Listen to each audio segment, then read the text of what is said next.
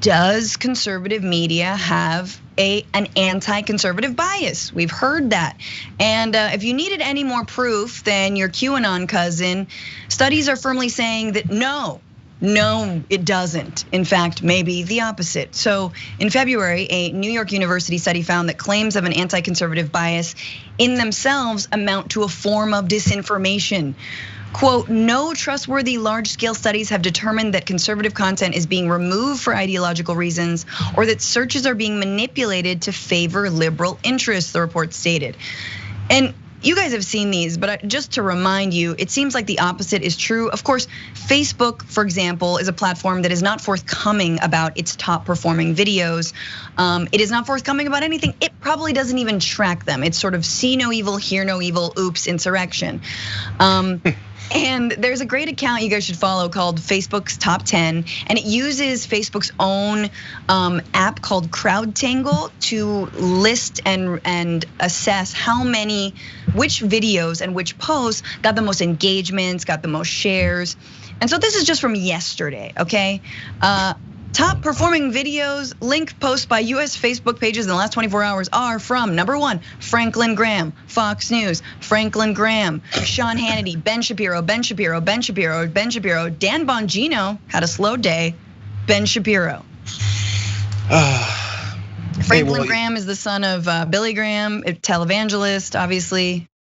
It's a murderous row of libs taking over our social media pages and making sure that conservatives don't have a voice. Similar to the way that straight white males no longer have any voice in America either, because that's the way we operate in this country. We make sure we eliminate the voice of the most powerful, the most corrupt, the most anti-inclusive group of people in our country, but we keep seeing their names pop up. Again, it does not have to make sense. It just has to be said.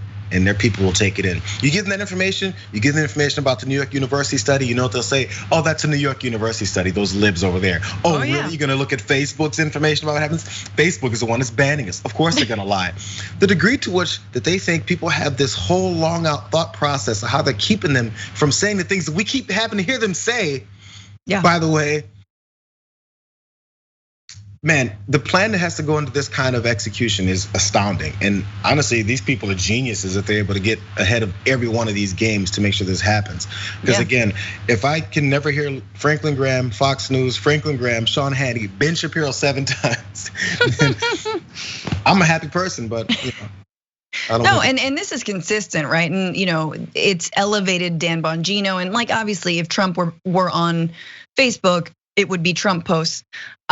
We're talking about Ron DeSantis's new free speech bill, anti-big tech bill, which sounds better than it actually is. It's just penalizing companies for keeping politicians off of their platforms, like Donald Trump. So other states are following suit. According to a New York Times tally from this month, at least 38 states have proposed more than 100 bills designed to address big tech's content moderation policies.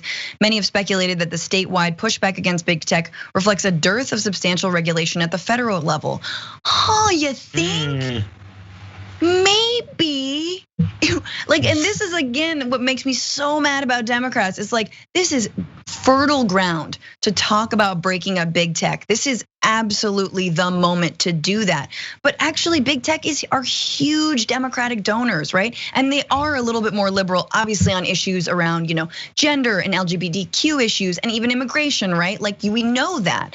But this is one of those things where no, you have to bite the hand that feeds you, because the right is coming in on your territory now, but for all the wrong reasons and to uphold all the wrong people. And once again, if we break up big tech, look, Bongino, Shapiro, nobody says they're going anywhere. They're still gonna have platforms to put out.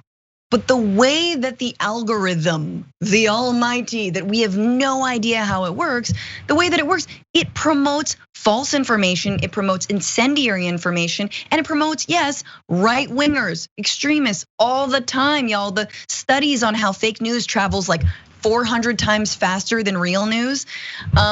So once again, when you break up big tech, when you take the monetary incentive out, when you sort of level the playing field, yes, you will get rid of this kind of noxious information, especially its ability to rise to the top like that. My last thought on this is it's startling. People have to think about that. You read this whole stat. 38 states have proposed more than 100 bills designed to address big tech's content moderation policies. So people in these 38 states, latest being Florida here with Ron DeSantis and this show. How does this address issues with your health care? If you've been sick, if you're worried about how you're gonna pay those bills, with your rent, with your loss of job, with student loan debt, things like this that actually affect you, what is this doing for you? Have there been 100 bills across 38 states to address those 4 or 5 issues I just listed? If there's not, then you're finding out what your politicians care about versus what you care about. But they'll sit in front of a camera, roll up their stupid sleeves on a collared shirt and say, I'm out here in the middle of Texas and I'm talking to Texans about what's really wrong. You know what they're upset about? Facebook is banning, is keeping their content where they said something racist. No, they don't know how they're gonna pay for that medical bill. They have no idea how they're gonna feed their kids. They have no idea how they're gonna continue to work this job that's getting them nowhere. They have no idea how they're gonna take care of those kids once they have another one. So these types of policies that these guys put forward will continue to show who and what they actually care about.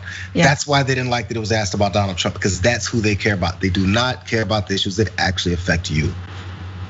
100%. And a lot of times they're hearing that same thing, like, we're being censored, they hate the right. And you're like, oh, on Facebook, cool. So if I'm seeing this, I don't think you're being censored here, Benny.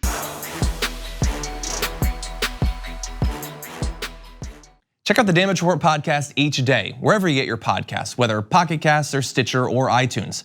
You can join me as I give you the news and stories you want, with a range of co-hosts and interview guests jumping in on the fun each day. Again, that's the Damage Report, wherever you get your podcasts. And if you get them at iTunes, don't forget to rate and review. Sometimes I'll read them live on the show.